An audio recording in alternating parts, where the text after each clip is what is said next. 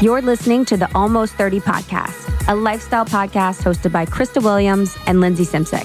Tune in for a new episode every Tuesday to hear our honest conversations about topics like wellness, entrepreneurship, spirituality, and self-development with guests who are really smart, really inspirational, and really fucking funny. It's real, it's raw, and it's unfiltered. Inspired by our transition from our 20s to our 30s, we realize it's so much more than that. Our mission is to provide you with the tools, guidance, and motivation to help you navigate any transitions in your life and propel your personal growth. Thanks so much for tuning into the Almost 30 podcast. Here we go.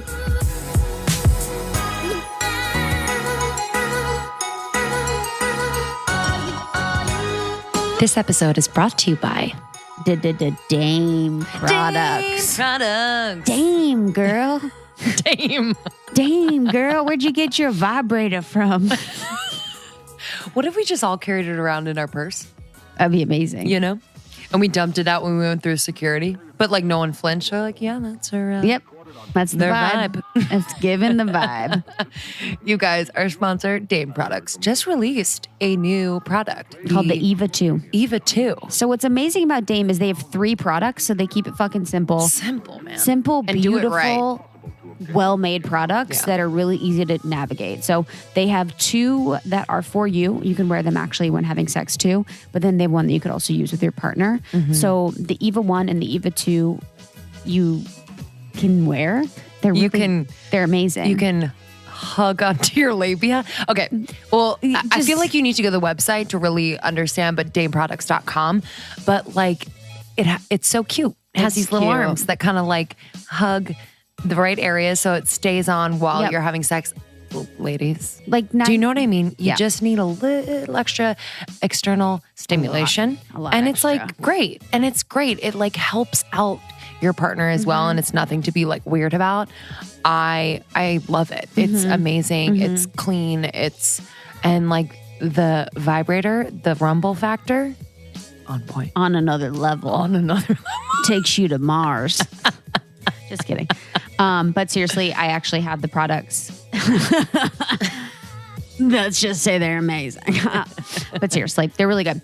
And they're quality. So Eva 1, Eva 2. The Eva 2 is new. It's really rad. I can't wait to get it. And these are the best vibrators you can buy. DameProducts.com. So use our code ALMOST30 and you can get 15% off. So go to DameProducts.com. Use our code ALMOST30, 15% off. You know, if you're in a relationship, this could be like a really fun addition. Save your relationship. Actually, true. And people don't even know. They're like, no, I would never have help. It's like, ask for help. Ask a little robot vibrator thing. No, outsource your orgasm. Okay, guys. Enjoy this. DameProducts.com. Love you. Enjoy.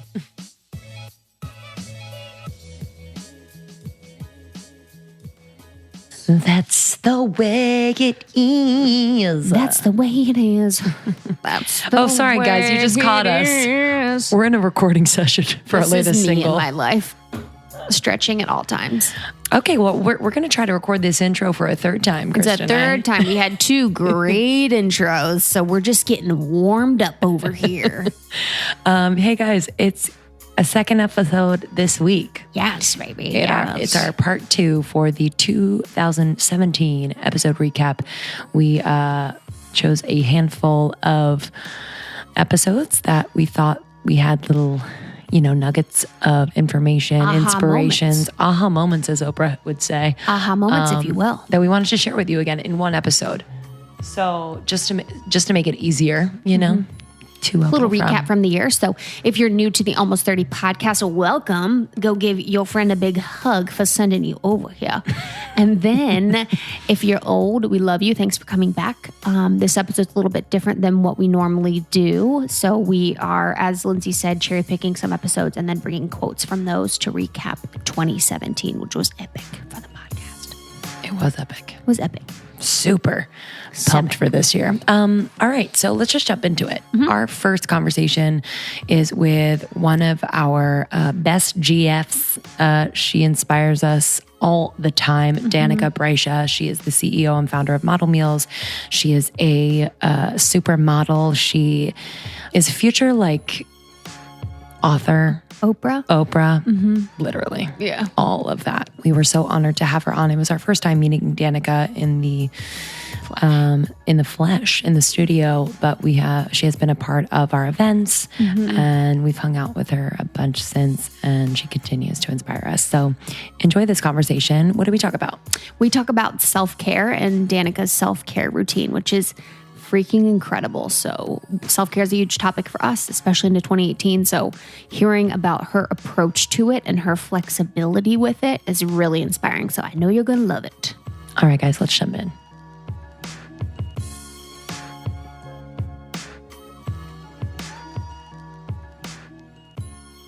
I used to go at wellness like really wrong. And I'll tell you why. I had this checklist. I had a daily self-care checklist, and I created it in this app called Evernote, and it was a checklist of all the things that if I did them, all the wellness practices that if I did them every day, I would have like the best day ever. Like I would keep myself in a really great headspace. So it started with this started as a way to like track my meditation or my like clean eating or something. And so it would just have like a checkbox each day. Well, this list over the course of a year or two became really long. So it would be like meditation, gratitude, affirmations, bio from the future, vision board, like goals, like sleep, vitamins, bone broth. I mean, it got like really, really excessive. You're like 3 days later. Like shut up. Yeah, like work hours ended at 7. Didn't bring an electronic in the bedroom, and it became this way to almost shame and guilt myself of here's the way. Here's all these wellness things, and if you don't do every single one today, like you're a fucking failure. You didn't have the best day. And so for a long time, I was following that. I was actually about to write a book on it. I had started because.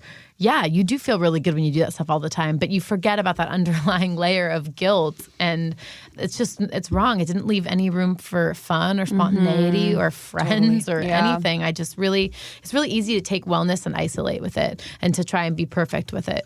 So for me now, I'm finding this balance, and my wellness practice nowadays is, I try to meditate as often as I can. I haven't been doing it every day lately, and I think that's good. Like I think it's good to not be like, I do this every single day. But clean eating, of course, that's just built into, I have model meals all the time. I still let myself have other stuff, but I usually have model meals. Fitness, I do a lot of yoga. I like to walk. I like to do Pilates and like interval training. Sleep is super important. I think people are always surprised, underrated. But I think sleep is the most important thing, more than food, more than anything. Yeah. So sleep's really important. I do try and keep my phone out of my bedroom at night. So my boyfriend and I we put the alarm on in the other room and then go to bed. Not that my boyfriend sleeps over, Dad. Dad, oh my God. I wish that Justin always has his phone before bed. And every night, he's like, I keep lately being like, you should. He's like, hey, every time you say you should probably stop because it's going to piss me off. Because I'm always like, you should really not do that. I'm like, you should not have your phone in your bed. I'm like, you should meditate. And blah, blah, blah. But he always has his phone in the bed. But I can relate to that. So the couple things I do whenever I have the time to do them, and I use Evernote still. So basically I still have a daily checklist, but I just took off most of it. And so it's just, now it's a little more spiritual. It's a place to put the things that are not necessarily like things I check off, but more a place to put my gratitude and stuff. And I love to write. So it has, I have the top of the list. I have a template, and it's a template of a blank one. And then every day I'll copy paste that and put it into a new note with the day's date at the top. And then I'll have the top of it has my three to-dos for the day. And I'm only allowed to have 3 because we all know that we can get a to-do list and put 75 things on it. Yeah. So it forces me to prioritize, and it also makes things manageable to just see 3 tasks. So I put my 3 to-dos on there. I write what I check off that I have a clean space, that I've made my bed and just sort of have a clean environment. I do, what else is there? I do gratitude. So I write the 3 things that I'm grateful for, and then I write 3 affirmations. What are your affirmations? It's different every day. I mean, sometimes like with money, I've always had issues with money. So I do, money flows to me freely. It's coming in so quickly, I can't even keep track of it. It comes from a variety of different revenue sources. And then simple ones like I am humble, kind, inspiring, lots of food. Like I'm a normal eater. I don't struggle with food. I have total freedom around food. I choose foods that empower and fuel me. And then under that, I do, I write, this is the one that people are usually really interested in, is I write a biography of myself from the future. So as if like a magazine was writing, or the back of my book in 5 years. Yes. So I write a biography. So it'll be like, Danika Brysha is a best-selling author, media personality, serial entrepreneur, and Beyonce's best friend.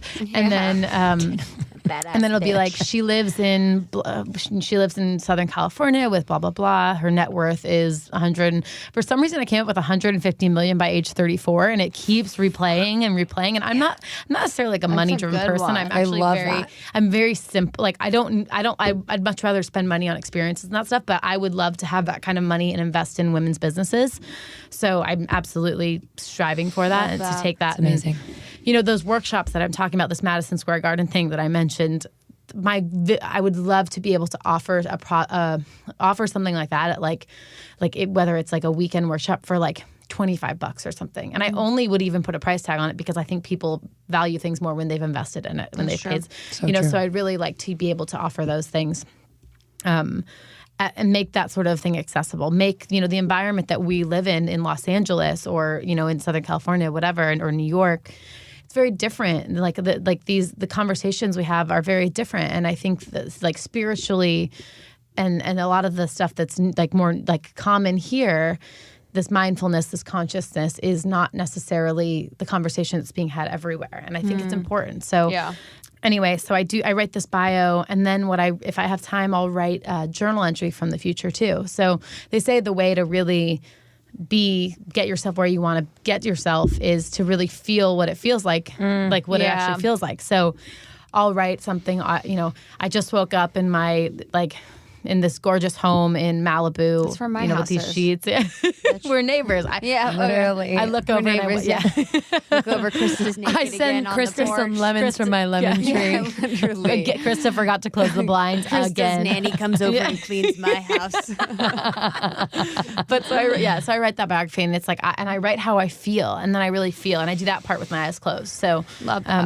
and I don't do this every day, which is the most important thing for me to tell you, is that I don't do this every day. Maybe I do it once a week lately. But the point is that these sorts of things, they're important, and but they're not. They should never be a way to shame ourselves for not being good enough. Sometimes I do that, like with just certain things where I'm like, well, everyone else is doing it every day, and what if I can't do it today? And that means I'm not as calm as I can be. And then you get into that tailspin where you've spent an hour worrying about the things that you didn't do. Totally. And what's funny, in my, even 2 months ago, we're doing this podcast at 7:30 p.m. I would have been like, no, I can't do it at 7:30 p.m. My brain is the sharpest at 10 in the morning. I can't do it at night. And I would have totally because I would get obsessed with being, and then I get stress myself out because I need, and it's so now I'm so go with the flow. It's like, if I can't think, then we'll talk about something stupid. Like, who cares, Totally. So I Taking think, the pressure off. yeah, you just, and because I started being more kind to myself, I started being kinder to others. And because I let go of the rules with the food, I let go of the rules around everything else. And I stopped being so judgmental of other people. Like, when you stop judging yourself, you stop projecting that judgment onto other people too. 100%. And the judgment will keep you from where you want to go, and it'll keep things in your life from coming to you. And it feels gross when you judge. You know what I mean? Like, I was a part of a conversation a week ago, and I just left it, and I was like, for the past day, I was like, dude, I feel gross. I don't like what was said, and it didn't come from a mean place. It wasn't anyone, and the person I was with wasn't intentional about the things that they were saying, but I just didn't like how I felt at all after. I was like, there's nothing good will come into my life by being a part of conversations like that. You know what I mean? And I think that's a good point. Hello? Oh, man. Guys, Lindsay just did something funny. How was that? Insane, right? I'll never forget that episode. That was such a joy to record. That was one of those feelings where I was like, I feel like I've known her forever. Yeah. I just was like, this is what I'm meant to be doing. And these are the people I'm meant to be talking to. So I know you guys loved that as much as we did. So the next one is another just banger. Thais guy. How did, I always wonder, I'm like, people like Thais, and like you said, this is kind of why we do it, to bring these people who you don't know right now. They're going to be someone, but to bring them to, you know, all of our listeners, and Thais, for women, like she's just this advocate. She is a life coach, writer, teacher. There's a podcast called Reclaim. Yeah, she's spiritual. She is soft. She is strong. She is grounded. She has like some sass to her that is so, it comes from a place of just like wanting to do good and wanting to spread good. And our conversation with her in this particular one blew my mind because, you know, we're bombarded by a lot of information, books, this, that, the other thing from life coaches and coaches, right? And she kind of flipped it on its head. And it was really refreshing. Yeah, man. I was like, whoa. Like, I was just honestly like, she brings to light a lot of different things. And in this, we kind of talk about the path that brought her to be as open and honest and vocal as she is today, and to kind of rethink the life coaching game and kind of think about how she can best serve women and people in general rather than just people that can afford it. So a lot of times life coaches, you know, that's how they make more money, is charging more and more and more. But then if you're doing that, you're kind of pigeonholing, or you're putting into a box the person that you could work with because they can afford your services. If you're charging X amount of money and you're not servicing people that cannot afford your services. So she kind of talked about that, and we just kind of go into this really awesome conversation with her about it. So we know you're going to love it. All right, enjoy, guys. Like, I didn't quit my job with making $1 million or having 7 figures or whatever the elusive level of success is. And so I was scared because I was like, I don't know if I'm going to be able to pay my bills next week. Yeah. I don't know if how long I'm going to be able to make it. I was living off of savings and fumes, and it was absolutely terrifying. And I remember thinking again and again and again, if you leap, the net will appear. If you leap, the net will appear. Well, the net never fucking appeared. Like I was like, I'm free falling and there's no net. Like, hello, where's the net? And everything that I had been teaching myself up to that point, manifestation, law of attraction, nothing was working. It wasn't working. And so when someone says the law says that it will work if you do these things, and you are doing those things and it's not working, what do? You immediately think, I'm broken. There's something wrong with me. Yeah, I'm not doing it well enough. I'm not doing it enough. Yep. And that feeds right into what I'm constantly seeing with women is society keeps telling us that we need to be a certain thing, and we're never going to be that thing. And so not only do we have our own idealized image of who we should be, we have society's expectation of who we should be. And then in the spiritual world, this enlightened space, we still have our egos telling us how it should be. If you have the funnels, if you have the branding, if you have the things, boom, 7 figures. If you have the podcast and do it all right and do it like this, boom, advertisers are going to be knocking at your door. You know, if you have all of these things, easy peasy. And if you're not doing these things, or if you're not believing in yourself enough, then you're not going to get the results. All this mindset, it's all this energy in our heads that if we just keep running and running and running, we'll make it happen. We just have to believe in ourselves and manifest and sit with the divine feminine energy and let it be, but also secretly be panicking and freaking out if you're not doing enough. Anyway, so that culminated into a huge clash where, you know, things were moving, but it was not the promised land that I had hoped for. And it hit a really dark point. This was last December where I was like, this is not working anymore. And I have to try something new.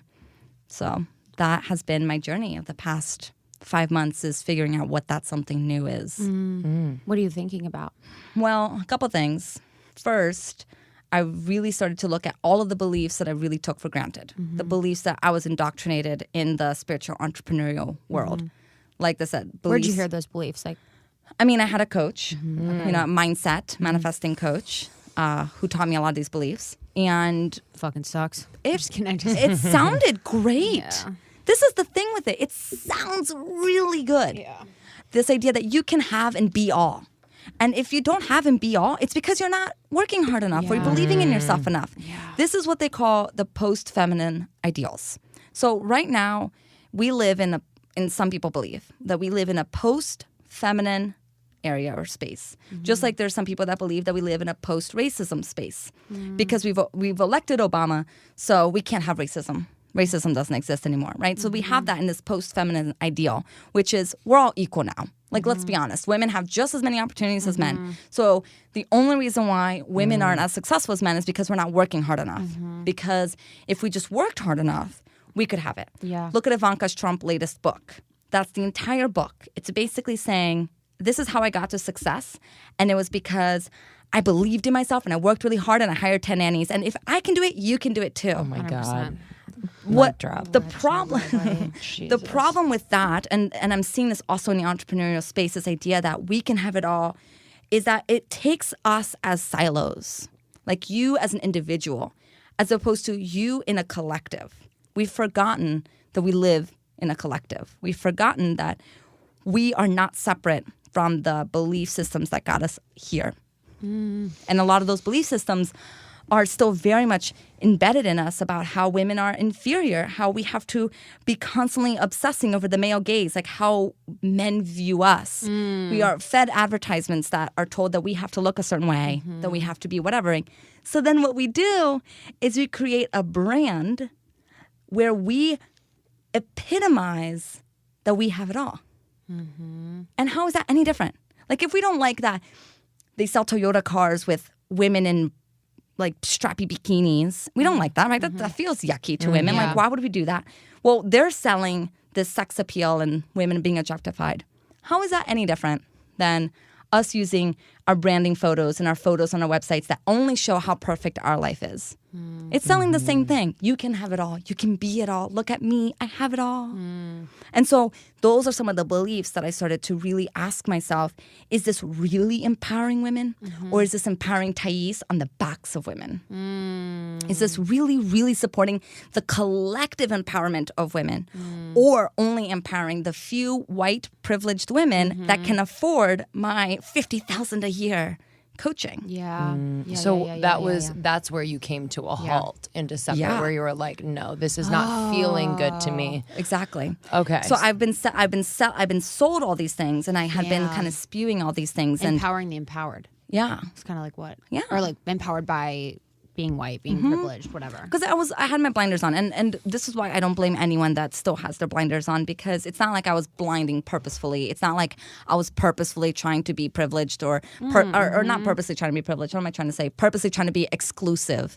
You know, purposely trying to sell, having it all to abuse other women. None of this is, you know, purposefully being done. And one of the things that I've realized is that we have to be looking at intention. Intention's important, but impact is more important. Impact over intention always. Because of course we never intended to you know, abuse Black people, yet we do it all the time in all of these ubiquitous ways. So we have to be looking at impact and intention. Intention is one, but it doesn't overdo the impact. Here's a stupid example. If I hurt your feelings, okay, and I, you know, said something very rude to you. Yeah. And you come to me and you're brave enough to say this to me. Most people aren't, right? You're brave enough to say that really hurt my feelings. Yeah. And I can say, well, that wasn't my intent. Does that land with you? Like, does that feel like, oh, then you're off the hook. Oh, phew, God, that wasn't your intention. We can be best friends now. Yeah. That's not how it works, right? Yeah. What I'd rather, they don't own it in that moment. Yeah. so the more spiritually kind of evolved answer is, fuck. I hear that wasn't my intent. Yes. And I really did hurt your feelings. And I'm so sorry. Yep. And I'm going to see or do or think or sit with that. And that's grounded energy. That's saying, I hear you. I see you and I'm so sorry. And so that's what we have to start thinking about and doing on a bigger scale. Is my marketing perpetuating women's perpetuating violence against women? And if you find that, you know, in some way it is, shit, I am so sorry. Wow, I didn't know I was doing this, but now I'm really going to look at the impact of what I'm doing instead of just focusing on my intent and how perfect I am.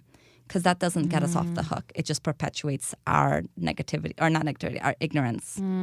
So because it does, I guess, as a life coach and motivational speaker and everything like that, like I guess a lot of the marketing that you guys do, it seems like, is to perpetuate the idea that you have a perfect life. Exactly. Because that's why people would want to go to you, quote unquote. Exactly. Because you have the perfect life. I have the answers. Yeah. I have all the answers. So yes, that's exactly right. That is how it started. Yeah. It started with, why would you go to a life coach? Because the life coach has the answers that you crave. You're feeling It's all like a sorts of trainer. things. It's like, why would you go to a trainer if the trainer isn't super in shape? You know, Right. what do they know? It's kind of that same thing. Exactly. So it continues this idea that in order for you to be an expert in something, you have to be perfect. But no one is perfect, one. And two, true. we live in an entrepreneurial space where everyone's so excited about being an entrepreneur that we have a lot of experts who are not experts. 100%. So we have a lot of people who call themselves experts, but they have no expertise. You know, they've done one life coaching course and now they think that they're an expert in holding space for someone's brokenness. And so we see a lot of these women craving quick money, craving the wanting their brand to look a certain way. They invest thousands of dollars and then they just push that down the line. And it's hurting women. I guess that's the whole point I'm trying to get to here. It's hurting women. And how can I feel good about that? As a coach, how can I feel good that my prices are so alienating to 90% of the population? So the people who need it most can't get access to me because I was taught that you have to charge a ridiculous rate in order for you to offer ridiculous transformation. Damn. Skin in the game. You have to be charging a really high rate in order for people to invest and feel take you seriously. Take you seriously, 100%. And I'm not sure that that's true either. So that's what I've been doing. I've been really unearthing all of these beliefs that I've been taught. Some of them, all of them, came with great intentions. But now I'm like, does that really land for me and who I want to be in this world? And as someone who activates worthiness within women and who wants to empower women and who wants to see more women rise up into leadership so that we can, start really seeing equality. How am I contributing to women staying small? And me positioning myself as above and better actually is then creating a pyramid where I have to have followers in order for me to be the leader. But then how is that really empowering, right? I want to be more like the woman at the back of the line pushing people forward and inspiring and encouraging than being at the front of the line being like, look how easy. I can have 10 children and a career and I look beautiful and just follow me and all of your dreams will come true. And I grow my own vegetables. And I don't have wrinkles. Yeah. It's amazing. I grow my own vegetables. Drink from my hot spring in my backyard. Yeah. That's so Yo, this true. is like, It's so has me speechless, yeah. to be honest. How about that, y'all? Thais. I want my name to be Thais Sky. How cool would I be? Be like, I'm hanging with my girl Thais. I gotta start thinking of my baby names, I'll do Thais Sky. because I think like by the time I have babies, actually people are probably gonna have them already. The names. Literally. It's going to be like that. It's like cyclical. It's going to be like Harriet. Oh my God, you're right. Because right Harriet now they're Sky. naming them like Henry and like, George. yeah, George. Literally. Yeah. Okay, so on to the next. On to the next. With our lady, Biet. Biet Simkin. Simkin, yeah. The little banged baby. She's so cute. She's a little pumpkin. We spoke to Biet in the interview over the phone, but we got the chance to meet her and do an event with her this past year. So we were so honored. She is truly one of a kind and led a life-changing seminar. I wouldn't even call it a seminar. Sorry, that's too sterile to even say. It was a Session.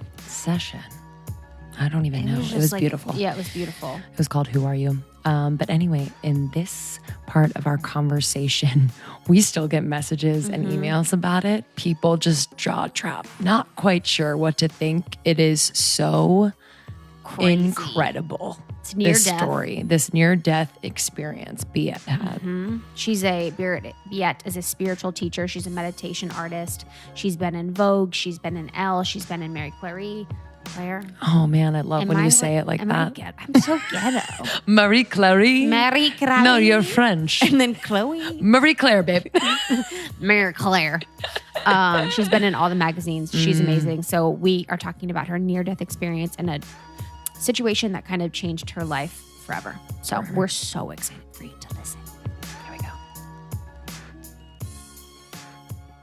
There was a time when we had religion on this planet, you know, and we don't, not that we don't have religion now, but I think that definitely our generation and a few generations of people on Earth have felt very jaded by what religion has become, in the sense that we've just seen the history of how it turns into wars and people killing each other and creating all these like really strange rules, like don't have sex before you're married, and you know, like don't marry interracially, like all these and rules everyone's going that to make hell. absolutely no sense, you know? Yeah. And so I feel like meditation is this beautiful practice that speaks to the real meaning behind what religion's intention was, which is that we are a trinity as human beings. We are not a duality. We are not just our mind and our body. There is something else going on. There absolutely, positively is something else happening. And you know that. Once in a while, serendipity occurs and, you know, your life gets saved. I've had several near-death experiences, like not like white light where I've come back from the dead or anything, but like literally like I, you know, knew that I was going to die and somehow like managed not to, you know? Can you talk about one of them? Yeah, I can't. I mean, it's an amazing story. When I was 24, I started having these weird hallucinations, which just to be clear, I don't hallucinate ever. So it wasn't like I was like just the kind of person who hallucinates, and here I was hallucinating. Like, it was really strange. I just kept coming home and feeling this feeling that I was like in danger. And there was like a strange, like, I don't know if it was like a shadowy figure in my room, but I was just seeing things. And the notion in my mind was, you're going to die. And I was like, oh my God, I'm going to die? Like, I don't know. It just felt like scary. So one day after about 6 days of this, now again, like I was not high, I wasn't drunk. I was just like, something was happening. And so I sat up in my bed one night, and I had no symptoms of any kind. And I sat up in my bed, and I finally thought, well, why don't I just talk to this, whatever this is. And I said, what's happening? Oh my God. And a voice came to me. I just have this voice that communicates with me, and I see it as my intuition or my body or my astral body, whatever. And it said to me, you're dying. And I said, oh shit, like, is there anything that I can do? And the voice said, yes. And I was like, okay, I'll do anything. Like, yeah, what you're do like, I do? I don't wanna sounds die. good. And the voice said, you need to stop eating. And I was like, okay, stop eating what? And the voice said, everything. And I was like, what? Okay. And I was like, for how long? And the voice was like, just stop eating for now, and like we'll deal, like you'll see, you know? And that was that. That was the message. So I stopped eating because, I mean, it was such a weird phenomenon. Again, I'd never experienced anything like it, that I trusted that maybe there was something going on. And so I stopped eating. And of course, like, eating is very important. So I started having like protein deficiency. I started having like real hallucinations. And I was like really freaking out and thinking I was like talking to God and stuff. And just to be clear on this podcast, like, I was not communicating with God. I was just like protein deficient, you know? And, like, maybe I communicated with God when I heard the voice. Like, that seemed more God-like to me than what happened after that, because I was really losing my mind. And then after 3 weeks of, like, basically not eating and, like, you know, kind of, like, chomping on a cucumber if I thought I was going to faint, I looked down at my stomach, and I'd lost, like, 10, 15 pounds or something. And I looked at my stomach, and there was this huge, like, what do you call it, bowling ball-sized lump on my stomach. And I was like, what is this?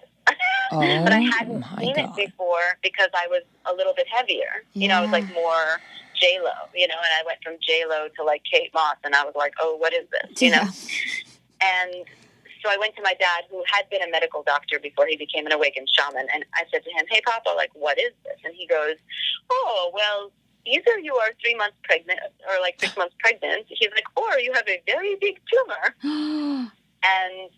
And so he, like, again, because we were like very poor, and my dad was like this awakened, like, guru type, just sort of like super unmanageable. Yeah. He had like saved some famous OBGYN's life 10 years prior. So he was like, I'll just call him. So he called him, and that OBGYN like snuck me into the VIP ward of this like Long Island, like this fancy Long Island hospital, and then proceeded to like do an emergency 4-hour procedure where he carved this 7-pound tumor out of my uterus. Oh my God. It was in your uterus?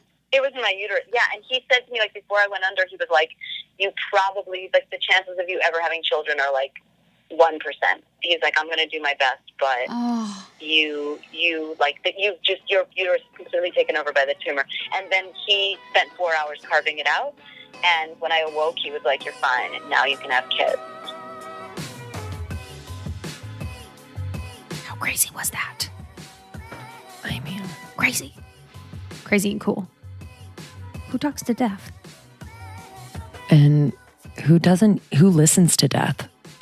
So true. Like, if someone told me not eating? to eat, Same. I'd be like, you're shitting me. I'd be like, I choose you, death. Literally, I would be like, let's go together. I'm going to continue to eat. Oh, God. Crazy. So glad you love that one. This one is another banger. Yeah. Actually, one of our most popular episodes, the subject matter is one that is hot, relevant. People Important. Really important. Changed my life. Yeah. Changing yours now. Literally. Going life off changer. that BC. Candace Burch is on. Candace Burch is on. Candace Burch of Your Hormone Health. So she is the mother of my two good friends, Jess and Ryan, and she is a hormone health expert. She's been in the game for years and years and years and years and years. And she came into my life to help me heal my hormones naturally. And I was able to figure out what was going on with my body, what was going on with my hormones. And she is such an expert. And this information all women need to be aware of and need to be considering their hormones when they're thinking about their overall health and their overall relationship mentally, physically, emotionally. It is so important. So we are so excited to have this amazing clip with Candace again. And then make sure to also go listen to that full episode if you want more. All right, here we go. Before this, I was trying to self-diagnose myself. So I was like, I'm tired. I'm not sleeping. I am exhausted. I can't drink caffeine.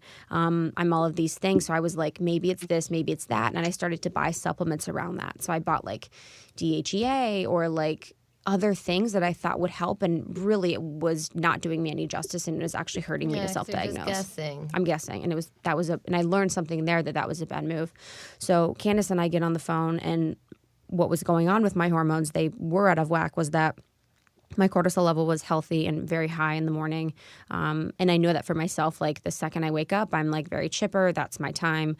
And then it would plummet, and it would actually flatline during the day. So I would have no cortisol levels day and then till evening, and then at night it was picking up. So that was what was keeping me stressed, keeping me awake, keeping me from getting deep sleep because my cortisol levels were so high. And then my DHEA was super, super high because I had been taking a synthetic one that I self-medicated.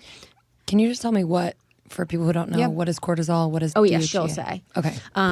And then my estrogen levels were super high. So my estrogen levels were way higher than my progesterone levels.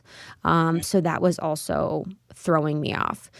And then we talked about a bunch of different things. But yeah, to Lindsay's point, Candace, if you could talk about what all the hormones are, what they do, and then kind of like if you could explain a little bit about my diagnosis and like what was going on when you saw my reading. Right. Well, your first clue when you start getting belly fat when you're 27 or 28 years old and you're used to that flat belly issue, you know that you've got a cortisol adrenal stress issue going on, because stress hormones will create I could get into the chemistry, but there are receptor sites for cortisol in the abdominal tissue.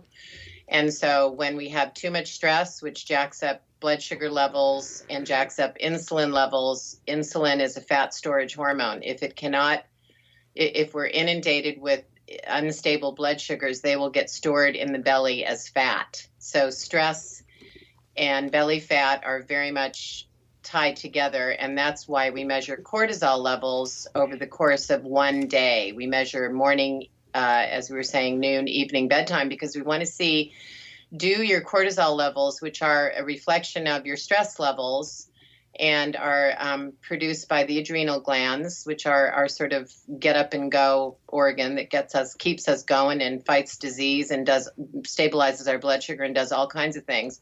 When we measure that level over the day, we want it to be highest in the morning, as yours was, Krista, but we don't want it plummeting in the middle of the day and then jacking back up at night so that you can't really sleep or get deep sleep, or you find you're waking up in the night, etc. We want cortisol to be highest in the morning to get you up and going for the day, and then steadily drop throughout the day to the lowest level at night for calming, relaxation, and ultimately deep sleep. When cortisol levels go back and forth throughout the day, that's when blood sugar levels become destabilized. We're reaching for caffeine to keep awake, and sugar, and, quick fixes. And if you're into that space, then and you're gaining some belly fat, that you're probably off. And the issue with cortisol also is that when stress hormones take precedence, they start knocking out ovulation. Ovulation, that period that you get every month, doesn't necessarily mean that you ovulate. We're supposed to ovulate mid-cycle, right? First part of the cycle is estrogen, which is growing that egg in the ovary, growing that egg that's going to go off in search of the friendly sperm at some point. It's growing the lining, the uterine lining, making it blood rich and ready for a possible pregnancy. When we ovulate, progesterone then takes over from estrogen. So progesterone is the hormone that says, okay, we've had enough estrogen going. You've grown the egg. You've thickened the lining of the uterus. We don't need any more of that.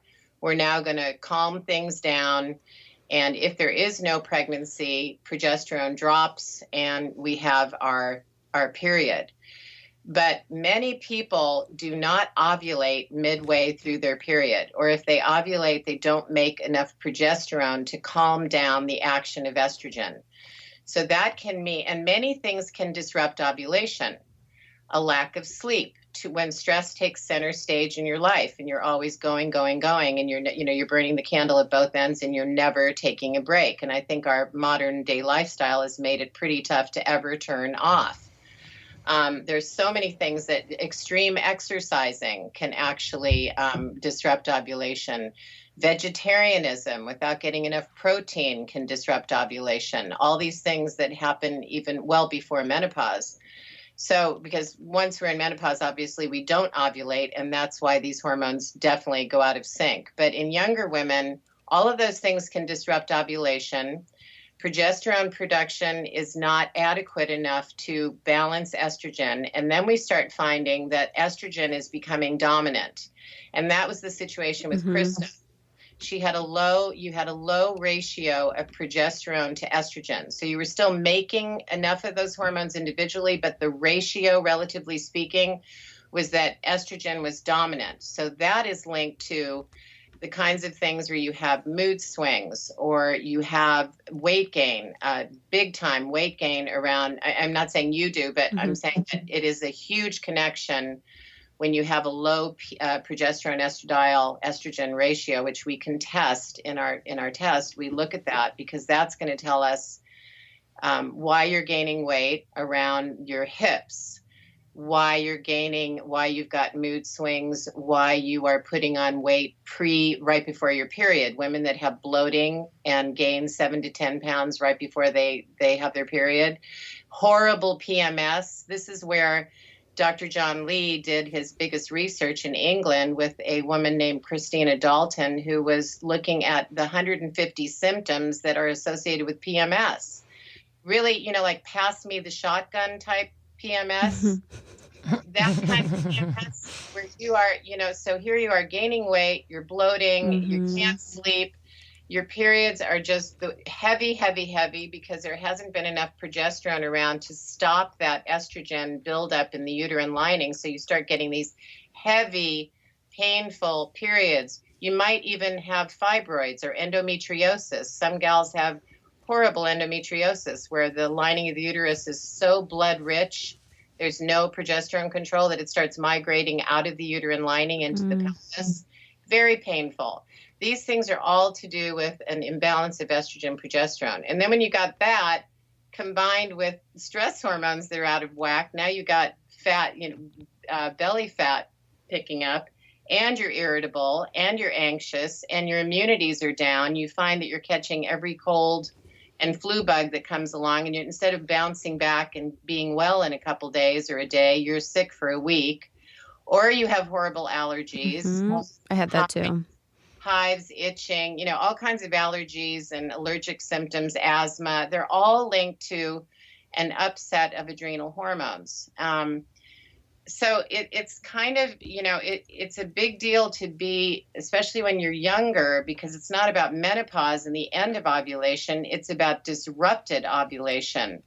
What is going on that's actually disrupting the normal cycle so that hormones aren't being produced in normal amounts? And what stress levels in your life. And I'm not talking about good, there's good stress, there's bad stress. Good stress, we get birthdays and Christmas and weddings and fun times and all that. But when this becomes distress, where, our lives are so jacked up that we're not sleeping, we're not getting breaks, we're not really taking time to do the things we love to do. I mean, Ryan, why don't you talk about some of the women you talked to at the weight loss? Ryan worked at a weight loss, a nationwide weight loss chain. I worked for them as their hormone health educator, and we did everybody's test that wanted to lose weight. And what did you find, Rye? I mean, there was such a range of women and of different ages, and for all of them, they had a weight problem.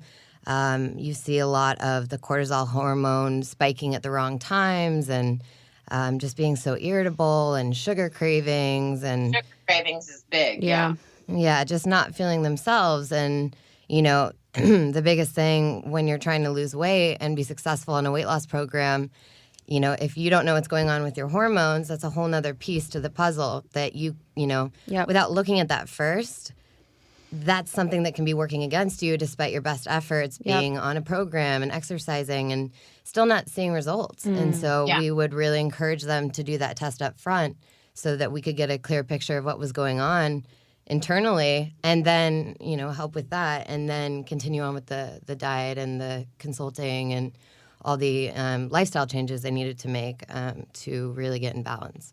I think some of what happens with people that get a test result is it's a huge relief. It's like, oh my God. So is this the reason why I have sugar cravings? I mean, honestly, if your hormones are out of balance, you can be hardwired to overeat. You are hardwired to crave sugar because your body in a survival response is saying, hey, this chick is under stress. We don't know why, but, we want her to eat more. And we want her to hold on to fat because this is, we don't know if a tsunami is coming or what. The body cannot distinguish between emotional, physical, mental stress. And all those stressors have an effect on you. Eating too much sugar is a stressor, just as much as not getting enough sleep or breaking your leg or getting a divorce. I mean, these kinds of things still, the biological, physiological response of the body is the same. It will store fat. It will store fat in the abdomen in particular. That's our fat depot. Just to make sure that the body has reserves. You will actually be hardwired to overeat. I wanted to mention DHEA as well. Krista, your DHEA was high. DHEA is actually an adrenal hormone. It is. You may have heard it associated with the fountain of youth. So for people that are getting on in years, they might want to take DHEA because DHEA is actually a precursor, or what you could think of as the raw material for almost all the other hormones in the body.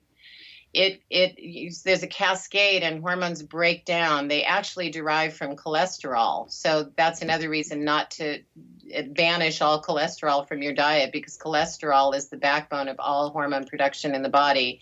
And one of the first hormones to be produced is DHEA. So it's not a bad thing to have high levels of DHEA, because, especially when you're young, because you'll see high DHEA associated with people that are very active physically. And it sounds like you work out a lot, Krista. So that may well be, and you were taking some DHEA. But just working out and building muscle, like strength training, is one of the very best ways to have a natural high of DHEA and to have enough of it on board so that all the cortisol hormones and the stress hormones can be produced in balanced amounts. So we need DHEA. We need all of these hormones to be in sync with each other. And first of all, they're not going to be in perfect balance. Nobody is in perfect balance. But, you got to think of like synchronized swimmers. If one of them swam off to the other side of the pool and one dove down to the bottom, what would happen to that perfect pedal formation? Or you think about an orchestra. If one instrument is playing out of tune, then the whole symphony is off. So the goal is to try to get a fix. Become aware of the symptoms of hormone imbalance, all of these things that we're talking about and that you mentioned, Krista, not being able to sleep, even having horrible nightmares. That's high cortisol in the middle of the night. Why am I gaining weight in my midsection of all places? Why there? Why am I irritable with the people I love the most in life? That's what my thing was. I'm thinking, I'm yelling and screaming at my little perfect daughters, little peanut heads, my little pumpkins. Why? And I'm hurting that. God knows how that damaged them in some way. That hopefully not forever. We're good. But they deserved it. Yeah, they probably did. But, I think it's an issue for women your age, too, because I can't tell you how many gals I've worked with that are of your age group, and they'll tell me about how their mothers are driving them crazy. Literally, I didn't think about that till you guys were talking about my mom when during her menopausal period. That was like, man, that was the wild, wild west. Two people on one side, me on one side, her on the other. It's a shootout. Yeah. What are the ages for menopause, Mom? Well, the average age is 51, but meaning menopause officially is the definition is when you have gone 12 months sequentially without a period. Mm. But you will see, with a lot of gals in your age group that are listening today, many gals, you mentioned, Krista, not having your period for a long time. That can be due to stress hormones disrupting that cycle. And that means lack of hormone being produced can produce some of the same symptoms as a woman in menopause. So we see, officially, we should be seeing this happen, where the ovaries kind of pack up and they're not producing hormone anymore at around age 51. But in my work as a hormone health educator at one of the big labs in the country, I've probably seen thousands of test results. I don't think I'm exaggerating. And we see that in younger and younger women, we see these symptoms and we see these out of balance hormone levels, when this should be an issue that doesn't even begin really till mid-40s when we get into perimenopause. I mean, that's something this is inevitable. Your hormones are going to shift. They are going to decline. And when most women that are in their 40s are starting to see that shift, where those are the roller coaster years, and that was exactly what was happening with me. I was in my 40s and I'm having these hot flashes and mood swings. So one minute I'm nice and the next minute I'm the Wicked Witch of the West and my children are afraid of me.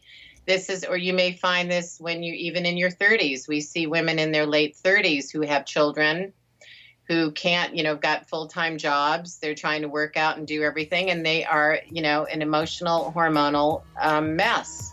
Mm. So it's a big issue for every age. Such a good one. Love me some Candace Burch. Go get your hormones tested if you're curious. If that piqued your interest. Mm-hmm. And we're going to have Candace on again in the new year. So if you're in the secret Facebook group, write in any questions that you have. We'll see if we can get those on air too. Mm-hmm. All right. Next, Kari Calhoun. Kari, baby. Girl crush. Probably till the end of time. Girl crush. I'm like weird around her. I like her so much.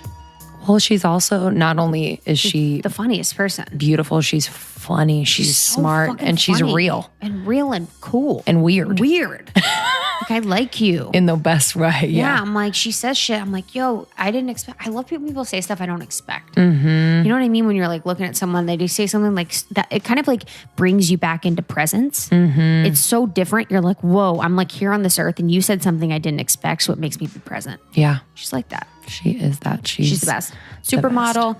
She works with every brand under the sun. Adidas. She's been in commercials. She's working every single day. Yeah, every Which single is day. She's a supermodel. Rare. She was on America's Next Top Model. She is insanely stunning. Yeah. So in this part of the conversation, we talked about a few things. So we talk about America's Next Top Model, her experience with that, which was so interesting. You know, what we see on TV is not what is going on.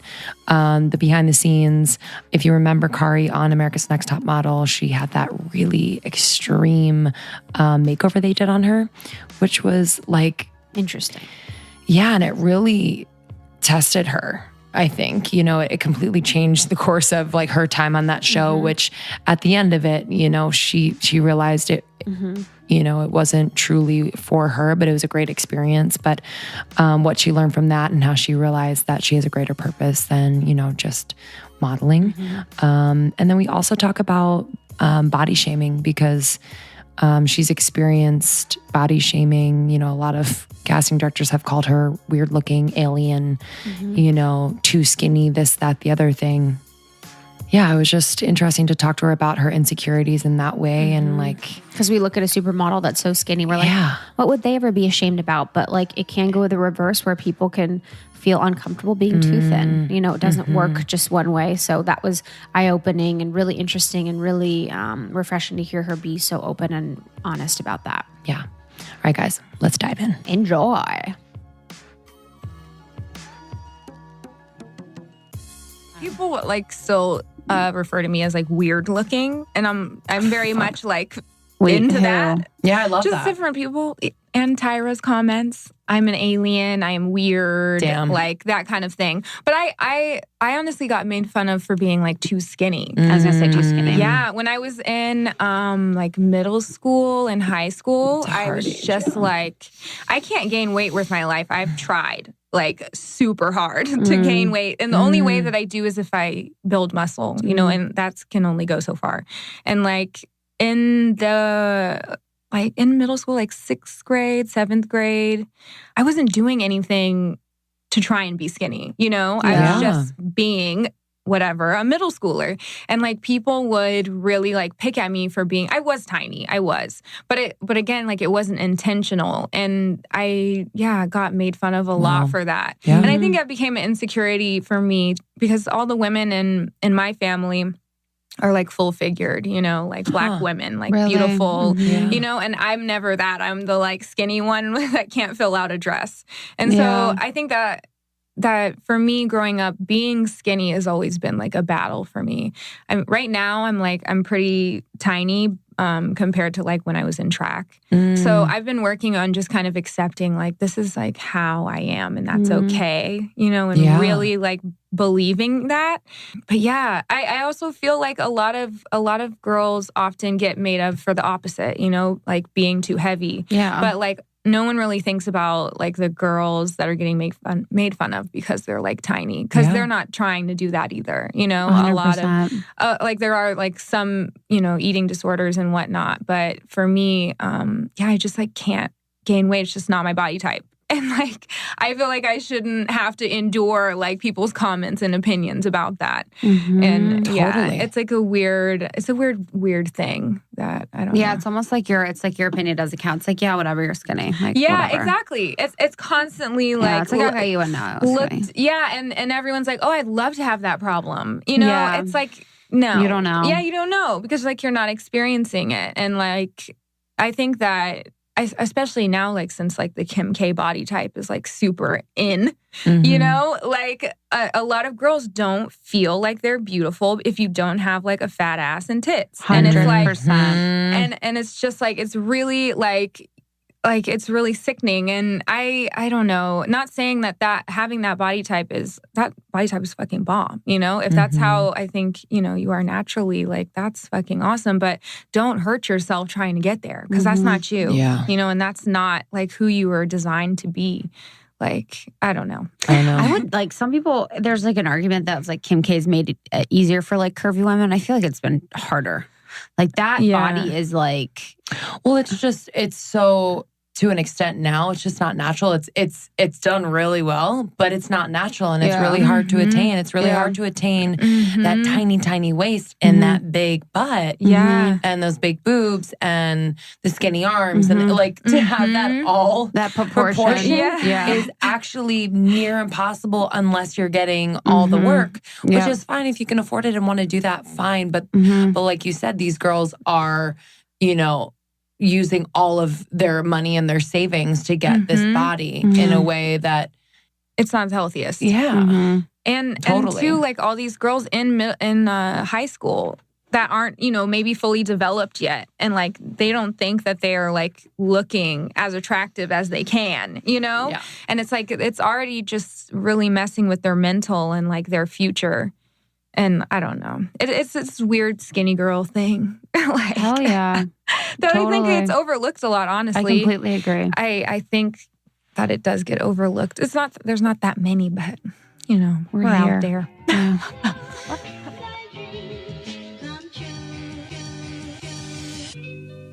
We interrupt this episode to bring you a word from our sponsor, BioClarity. BioClarity.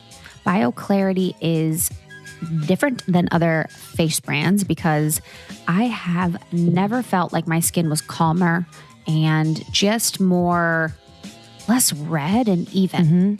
Well, I think when you incorporate a new skincare routine, there's like one thing that you're like, oh damn, I have to endure this because it's gonna fix my skin. It's either the redness or the dryness. My face is gonna peel off, but like next week I'll look good. Like, why is that? Immediately, BioClarity, you see results. I know. No joke. I actually have a big zit on my face. I need to like put the number 2. The number put the number 2 2 on it this morning. The treat.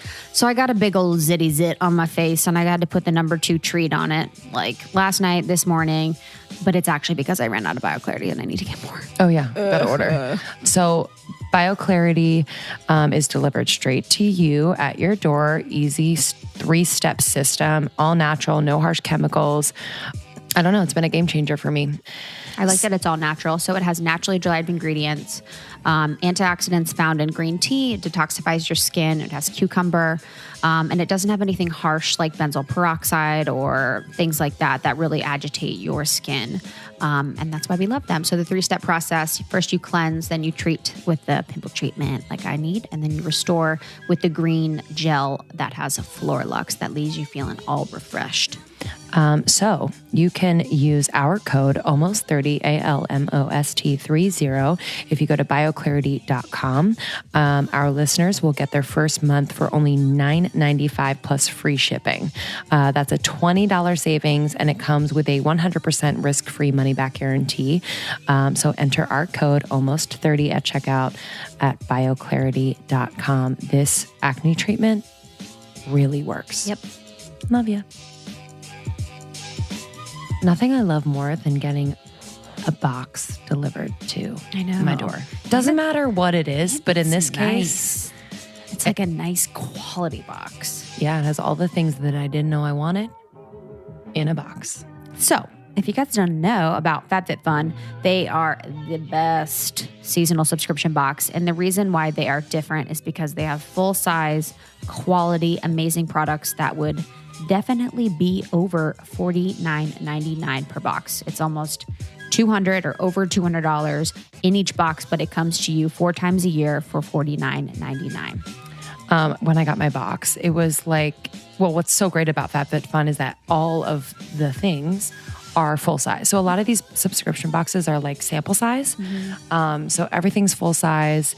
What did I get? A poncho. I got like the this mug is really nice hair too. mask, the mug, that lotion. Yeah, just there was a cute necklace in there. Yeah. And honestly, sometimes it's great because you can give little things as gifts too. If you don't need all of it, it's actually great. I gave the lotion to my mom. Oh, did you? Yeah. It's kind of like a twofer. Totally. So great if you're an Indian giver. FabFitFun's great for girls and Indian givers. So go to fabfitfun.com, FABFITFUN.com, and use our code ALMOST30, ALMOST30 to get $10 off your first box. That's almost a $200 value for just $39.99. So again, go to fabfitfun.com and use our code almost30 to get $10 off your first FabFitFun box. Ow. Kari. Kari. My girl. Beauty. Shout out, Kari. So we had on the founders of Sakara Life, which is a plant-based, sexy, delicious, nourishing meal delivery service that we love. If you haven't tried it, try it. Check it out. The watermelon jerky, everybody. Too much. So good. It does not live around Krista and I. Nope. We finish it in 3.7 seconds. I've ordered 3 packs and eaten 3 packs in like a minute. Yeah. It's one of those where you can't let it be on earth. Yeah. I'm like, anymore. I'll eat it. I'm like, oh, cool. That was good. I'll never eat that again. Because I just like it too much. But Whitney Tingle, Danielle Dubois, so we had them on the podcast, and they were just so present and so thoughtful and so deep and so mindful of everyone around them. And I just was so impressed by them. So they talked about building a brand and business that is impactful for everyone around them and not just yourself. So how do you build a conscious brand? And I was just, their answer really stuck with me. And they loved talking about it, which is like refreshing to hear. Yeah. I think, as founders of a company, a lot of times they're jaded by the story that they have to tell, but they were so excited to share, and you can hear it in their voice. Yeah. And both of them kind of turned the messes they were in.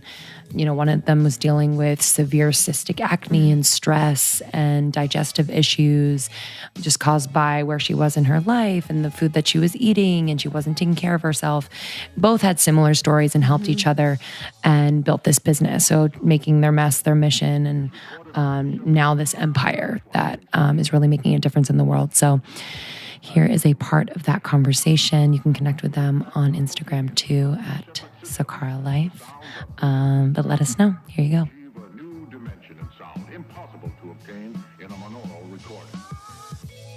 Danielle and I grew up together in Sedona, Arizona. We've been friends since we were, I think, 12 years old. So we've known each other for longer than we haven't known each other, I guess you could say.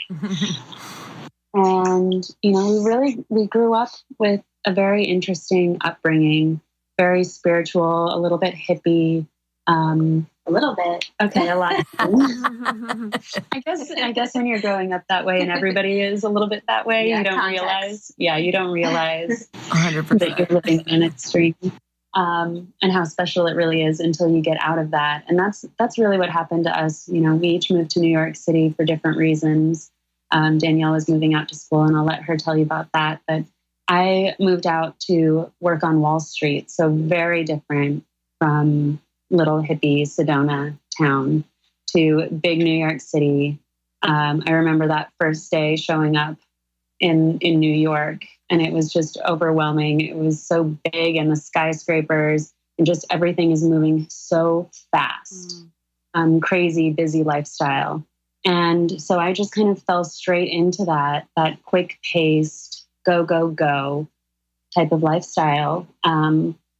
I was working 80-hour work weeks, going out to eat for just about every meal. I had 15 minutes for lunch to find something. What was I going to eat? And then after work, going out networking, drinking, going out even after that, late night, and late night pizza. And all of these things just started to add up. And I think it was in the first month or 6 weeks of moving here, I had gained 15 pounds and had cystic acne all over my face. And I felt like crap, really. That lifestyle had just very quickly taken a toll on my body. And I had battled with acne, I guess, since high school, since just about as long as we've known each other, really. And I had tried everything out there. I did all sorts of creams and lights and lasers. I ordered everything off the infomercials. I ordered everything I read about in magazines. I went to so many different dermatologists. They gave me pills and did light treatments, lasers that left scabs on my face, CO2 lasers, and none of it worked. And I just kept going around looking, from one solution to the next solution and finding myself just in the same place with no answer.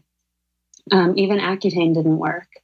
And so just finally, at the last time that I was talking to a dermatologist, I was sitting there and I had this voice inside of me that said, you need to go inside and find the root cause. What is actually creating all of these symptoms that you're experiencing? Go in and treat that, and all of this will go away. And so that put me on my search, on my journey to figure out what that was. Yeah, and it was perfect timing because I was also on a search and a journey. And at the time, we were roommates in downtown New York City. And I moved to New York to study medicine. I was studying pre-med.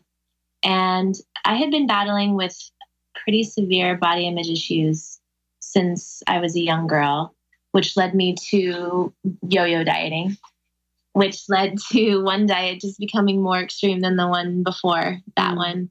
Until finally, I did a 21-day retreat in Southern Arizona.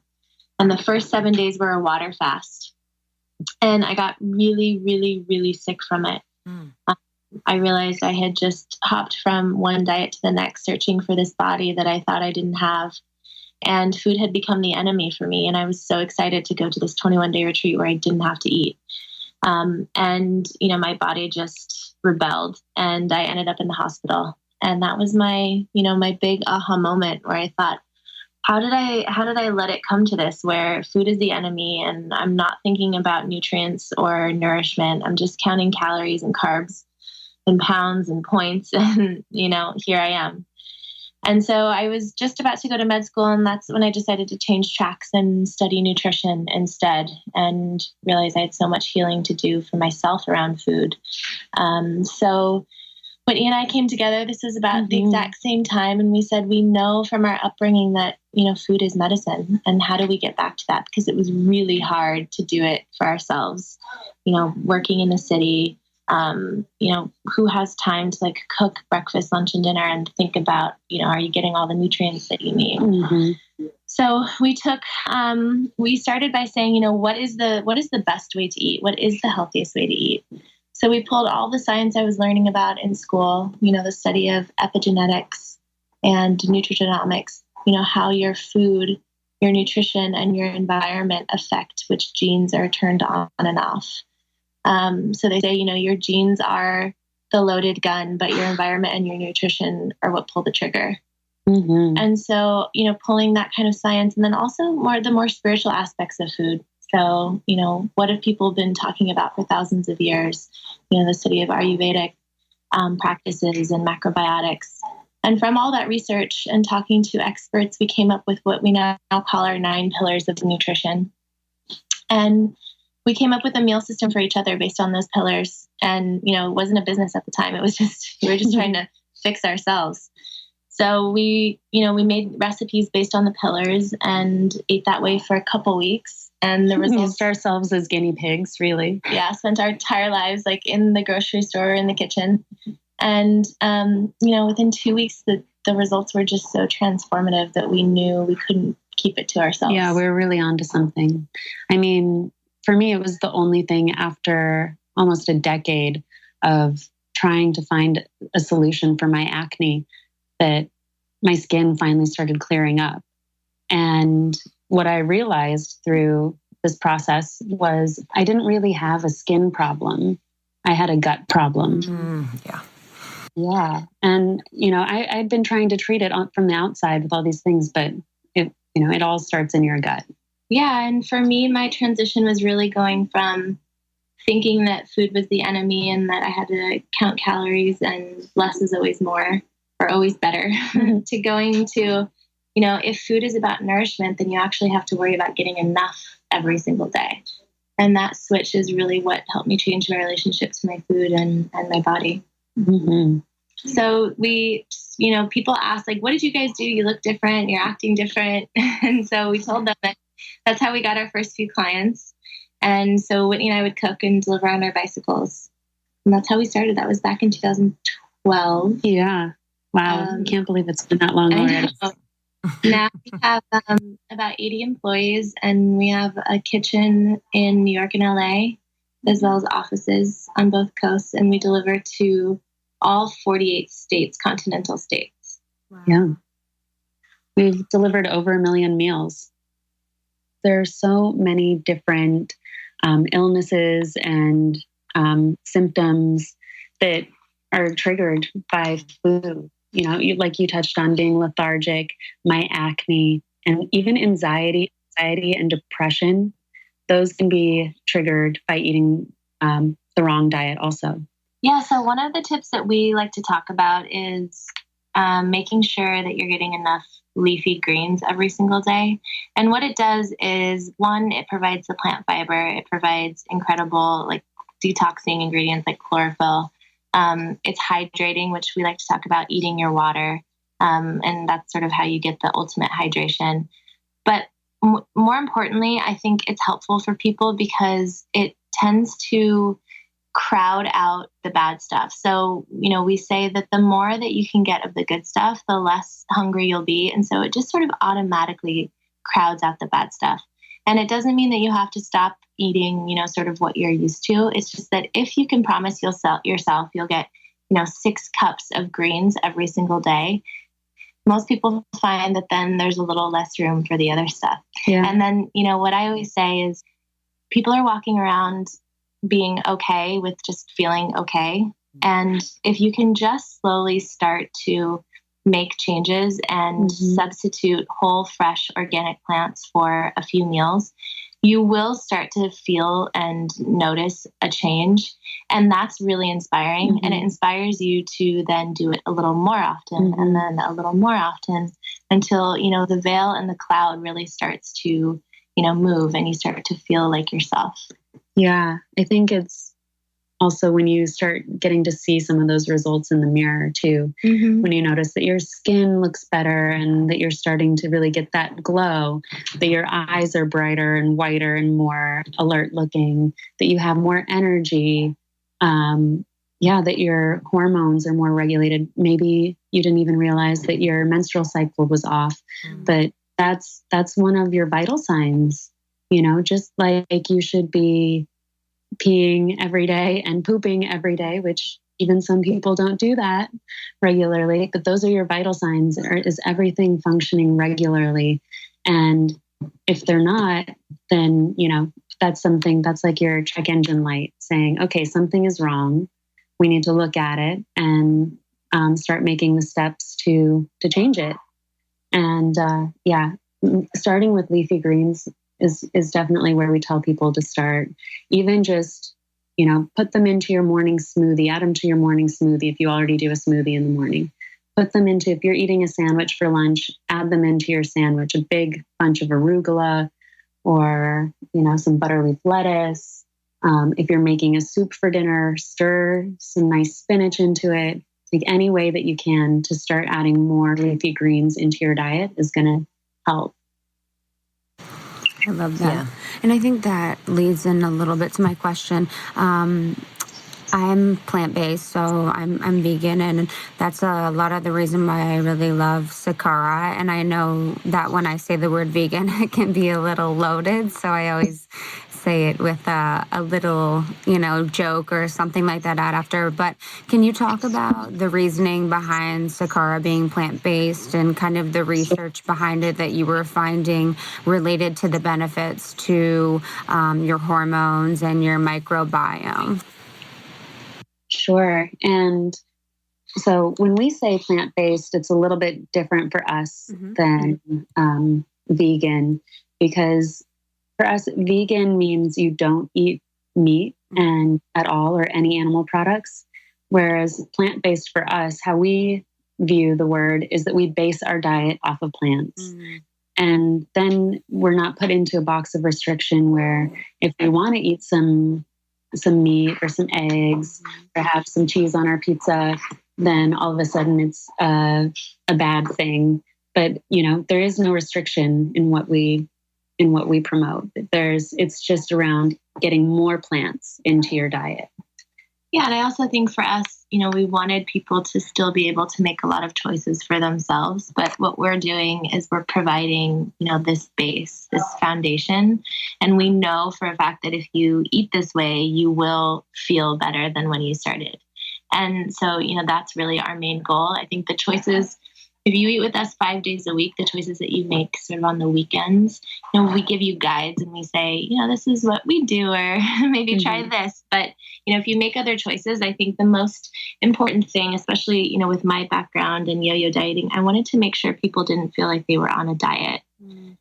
I wanted to make sure people didn't, get to the table and feel guilty and wonder how many calories were in the French fries and crave those, but really just order a side salad and think about French fries all night. There are a lot of studies that link this notion of stress and overthinking and sort of stewing over things are linked to shortened telomeres. So they're actually linked to the aging process. So the telomeres are this code of DNA that's at the ends of your DNA, and they're what keep your DNA safe.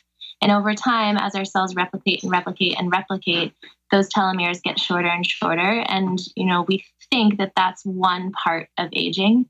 And one thing that accelerates that is this notion of stress and what they quoted as stewing over things. So I really wanted to make sure that that was something that people could let go of, or like these neuroses around food, to have this sense of freedom around food where you know what you're eating, every day, and you know that it's good for you, and you don't have to think about it. It just shows up in your fridge and you just eat it. There's no calories on the box. There's no, grams of fat or sugar or salt or anything. There's a lot of trust that you have to have in us, but then hopefully what that does is it gives you this sense of freedom. So by the time you are at the dinner table on Saturday night, you still have that sort of relationship to food, and you just order what you're craving instead of overthinking it. And then you age more slowly. And all the science out there really is pointing to plants as the secret to anti-aging. Different fruits and vegetables have phytochemicals, phytonutrients, nutrients that only can be found in plants. So you're not going to find it in a box of crackers at the grocery store, or in other processed foods. You're only going to find these phytonutrients in plants, and some of these phytonutrients have been linked to being anti-cancer. That they'll help fight cancer. They'll help fight aging. They're going to go in and fight off free radicals. Help detoxify your body and support your body's natural detoxification systems. So, when we talk about epigenetics and it being the study around how your food and environment affect which genes are turned on and turned off in your body, daily toxins just in your environment is one piece of that puzzle and can be one of the triggers. So eating foods that help support the body's natural detoxification system can help fight against those toxins. Yeah, and 80% of Americans are not getting enough fiber every single day. And that's the one thing that your microbiome eats. And so that's number one deterrent to your health. And so we knew when we started Sakara, when we started, developing our nutrition pillars, we knew that, and we knew, it's hard to make sure you're getting enough vegetables every single day. I mean, it's hard to do it for yourself. It's really hard to do it out in the world, to make sure you're getting high quality organic plants. And so we thought, if we could just provide that part, then we'd be helping 80% of America. And, all the science just points toward making sure you're getting enough of these, plant chemicals that Whitney was talking about, these phytonutrients, these flavonoids, making sure you're getting enough of those, making sure you're getting enough of the plant fiber every single day, and that the results are transformative. Yeah. We work with a doctor in Washington, D.C., named Robin Chutkin. She has a book called The Microbiome Solution, which is an amazing book. I recommend that everybody read it. We keep it almost, like one of our Bibles on our desk that we look to and refer to. But she's a gastroenterologist out in DC, and she is doing amazing work with her clients, her patients. Helping treat them through food. She puts a lot of patients on her program and through probiotics, but is really challenging the way that Western medicine views health and how we treat patients, how we treat people, these illnesses, and saying, we really need to be looking at gut health and the microbiome, and starting there. And so it's a really interesting field and study right now.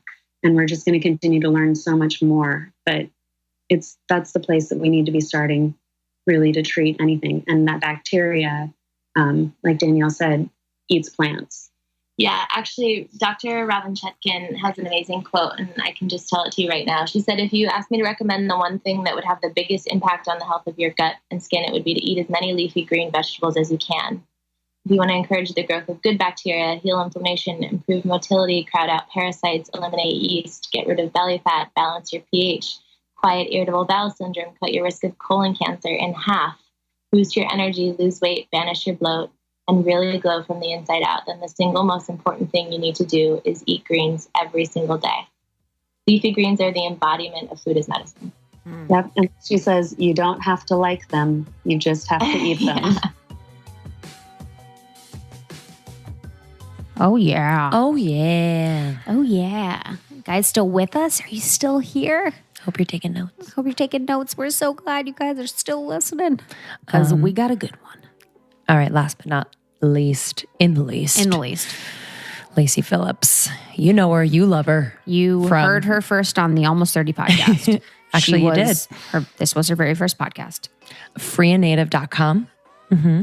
And she is changing the way you manifest, which was so interesting for us and like blew my mind because I get messages about it today. Yeah, it completely shifted the way in which I look at attracting the things that I want and doing like a deeper dive. It's not just thinking about them and visualizing them and, writing them down. It's really understanding energetically like why I am or am not attracting the things that I want or need in my life. So we talk about your subconscious and the limiting beliefs that you kind of need to untangle before really setting that intention and being clear about what you want.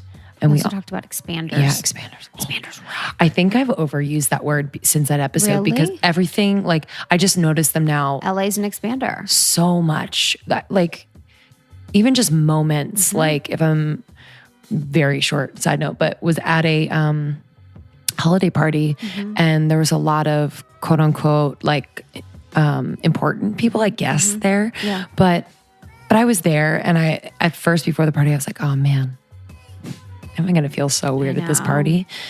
And everyone was so nice and it was like calm and it just like felt really good. And I was like, oh, this is a moment, is an expanding moment showing me that I can be doing what they're doing and at that level and be around people like that and interact and not have it be such like a gap between me and those people. Does that make sense? Yeah. It's like, it was an expanding moment. I was like, oh wow, this is what it feels like. Yeah. So we talk about expanders and people and situations. It's really fascinating. It helps you expand your consciousness to understand what you deserve or what you what you're capable of. What you're capable of. And we just talk about her process and methodology for how to manifest, how to clear your subconscious. So, I mean, we don't even really need to say it. This is an amazing clip. So this is a finisher. Take it home, Lacey, would you? There you go, girl.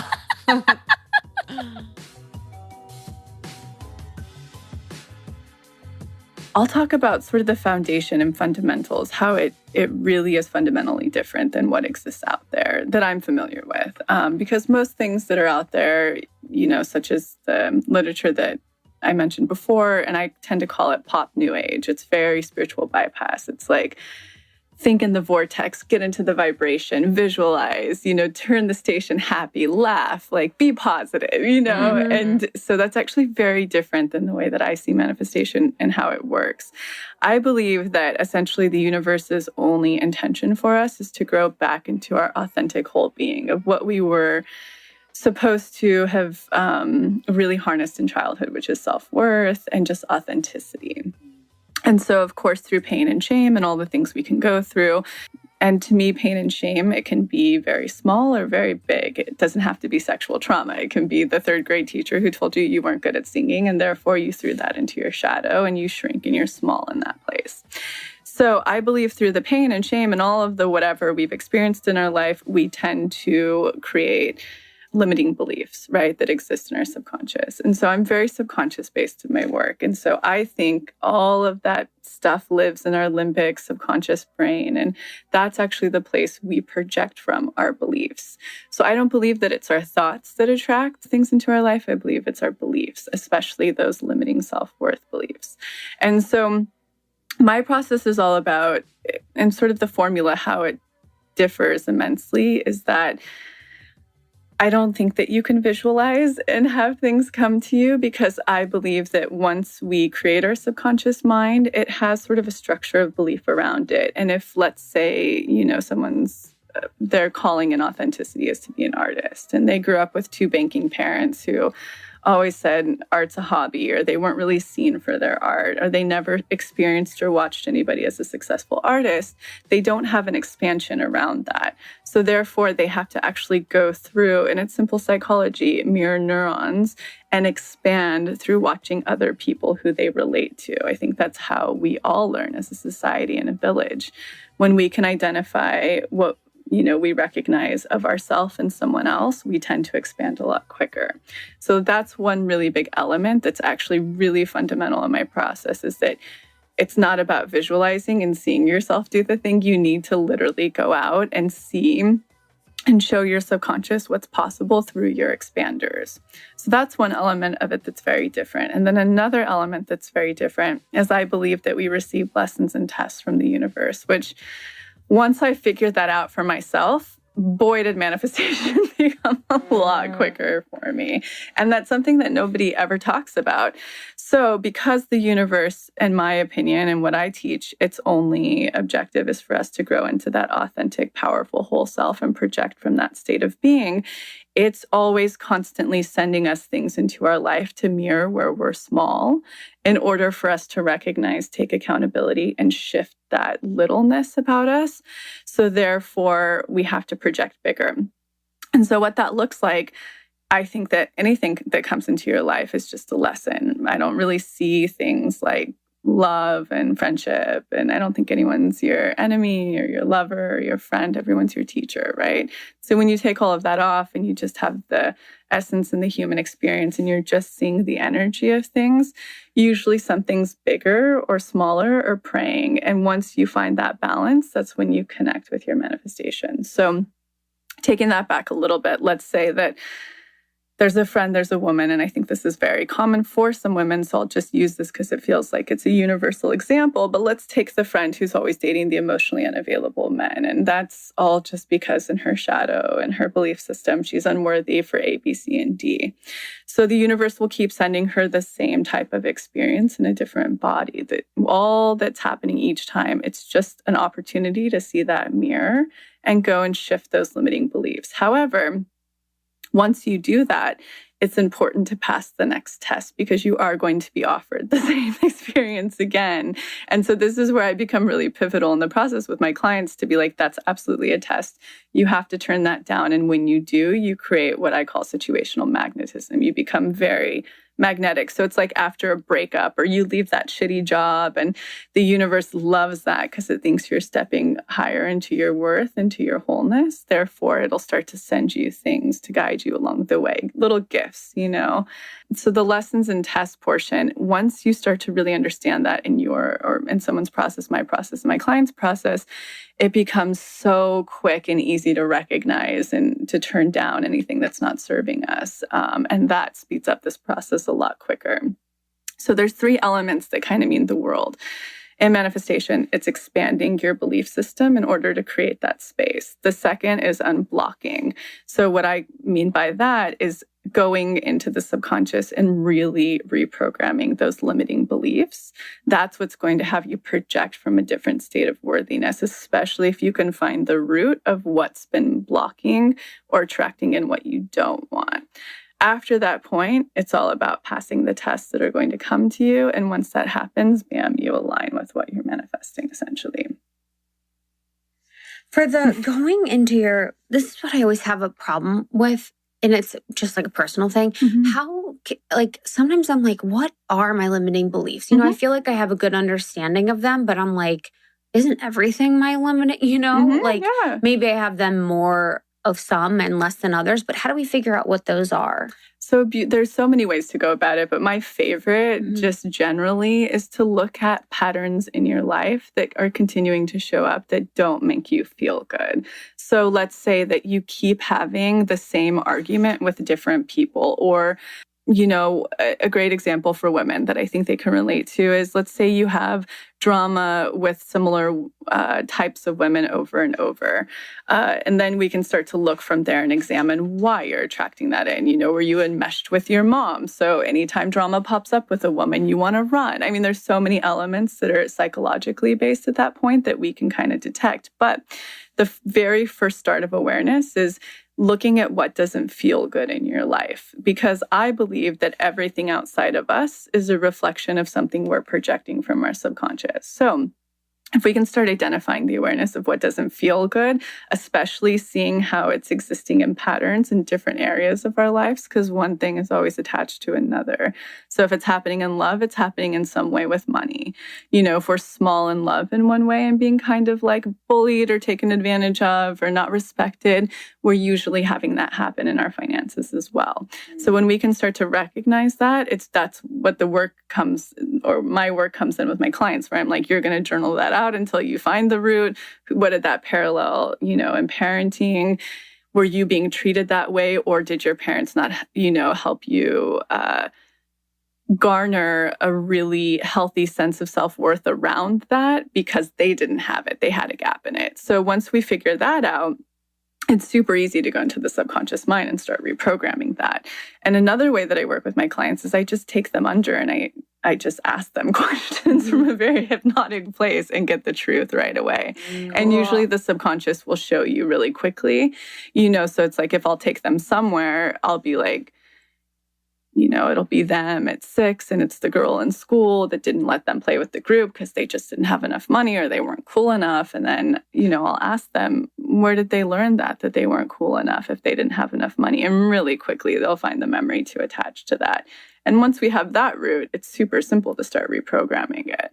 So there's a lot of ways to start identifying with that. And that's sort of the gift of, there's 2 ways I go about it. It's like if we work in person, it happens really quickly and really fast, or over Skype or, anything. But because there's so much demand versus the supply of spaces I have available, and I tend to give a lot of homework to my clients, I essentially created what's called Unblocked. And so it's very affordable, and I do them every 6 weeks. And they're the universal issues that I find throughout people in my practice. So like the next one that's coming up is reparenting your inner child and adult selves. It's not at all like the John Bradshaw version. He's like the really big author and therapist who brought a lot of inner child work about.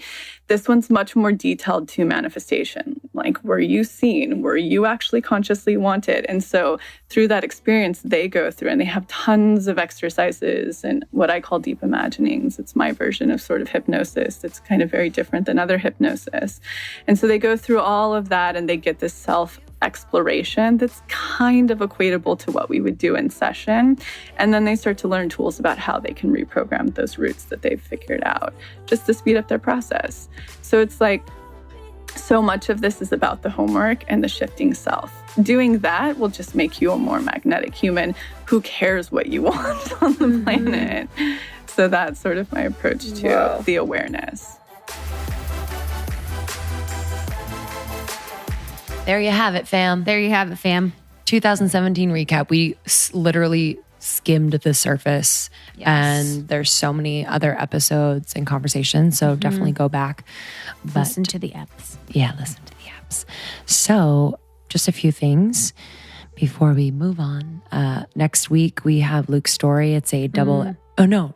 The next week we have Alyssa Goodman, and then we have Luke's story.